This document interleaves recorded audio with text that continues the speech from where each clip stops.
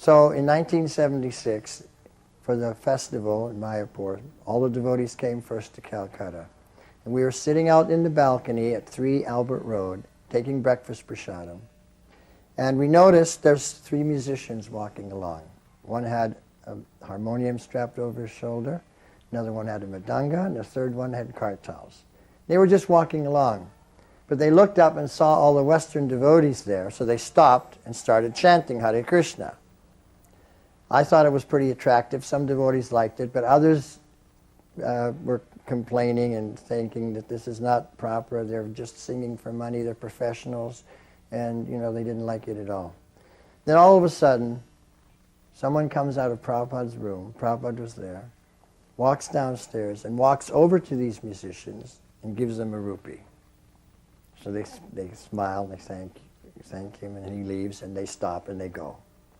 So then that was a big controversy. All the devotees were saying, what happened? Why they gave money, Krishna's money, to these professional musicians? So they asked the devotee why he did that. He said, well, Prabhupada gave me a rupee and told me to give it to them. Why did he do that? I don't know. So they asked him to please find out.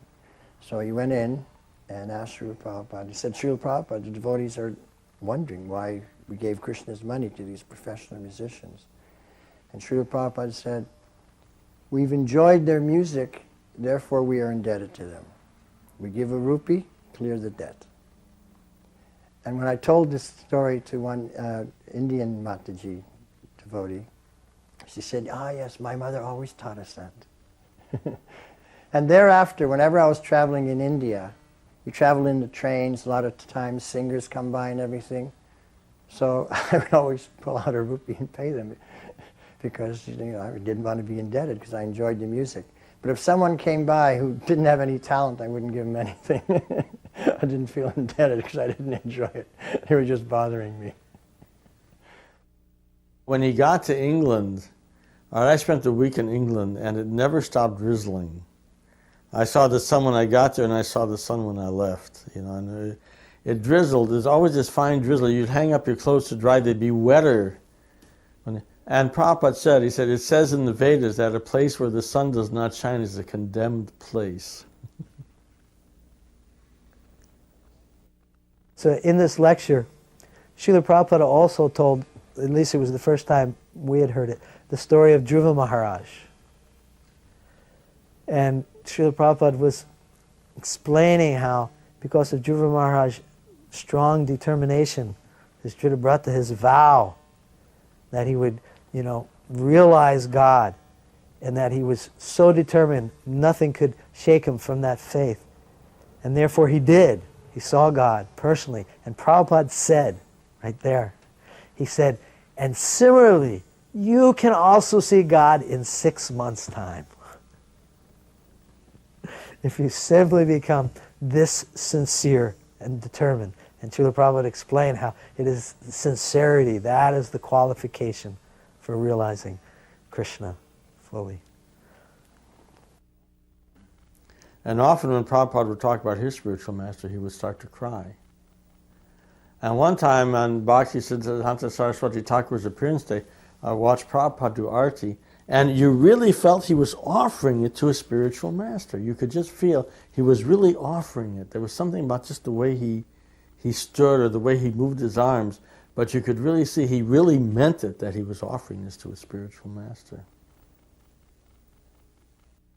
In 1976, that same year, Bhaktivilas Tirtha Maharaj, godbrother Srila Prabhupada, from the Chaitanya Mat, passed away. Prabhupada heard the news when he was in Vrindavan.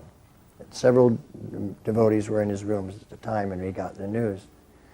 So then Prabhupada said, Bhaktivilas Tirtha, now he is gone.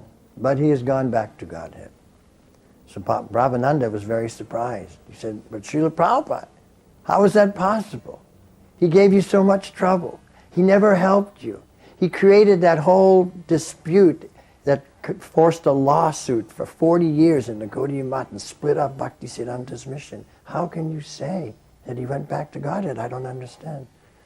And Prabhupada said, he went back to Godhead because my Guru Maharaj accepted his service.